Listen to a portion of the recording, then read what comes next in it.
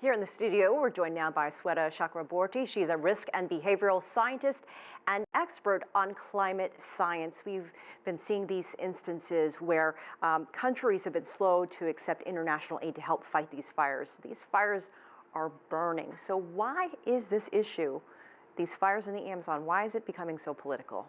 That's a really fair point to raise, where we saw from the G7 summit that these global leaders were really trying to send some relief and recovery, which is so critical. But what really needs to happen is proactive risk management and better management of forestry, because ultimately that is what's causing the fires in the Amazon. And as we just heard, similar issues are happening now in Central Africa.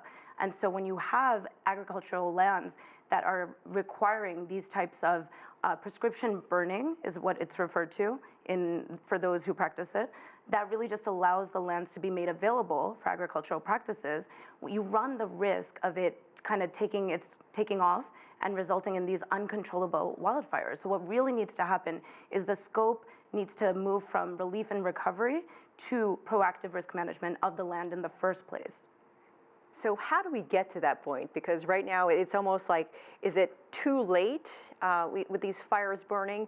And how do we get to the point where we don't see this ever again? Right, so all of the fires, depending on which region we're talking about, they're unique in their own right. They're connected because the global temperature is warming, and the global weather and climate system is connected through what meteorologists refer to as teleconnections, and that's really important to keep in mind. What happens in the Amazon, what happens by the Congo Basin is not, unique to that region. It will impact the entire global weather system. Because it is also fire season.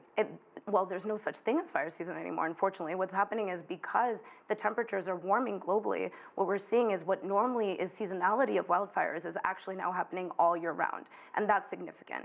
So fire season, it is fire season, but we're gonna start seeing fire season like we've seen in California, in the United States, go from just being a few months a year to pretty much all year round. We're gonna see that increase in frequency and severity all over the world. But what's unique there are unique regional features. And what's unique to the Amazon is this deforestation and just really not well thought out practices of land management and protection of the forests and enforcement of protection of those forests that have resulted in what we're seeing there. That's not exactly what we're seeing in the Congo Basin. What we're seeing there is agricultural practices that, as the previous anchor was just talking about, haven't been followed and education hasn't been provided to those who are really stewards of the land. And for that reason, there's that risk of the forest there, the second largest after the Amazon, that is so critical for keeping our planet cool and habitable. We're seeing that now at risk. What is your greatest fear right now, watching all this?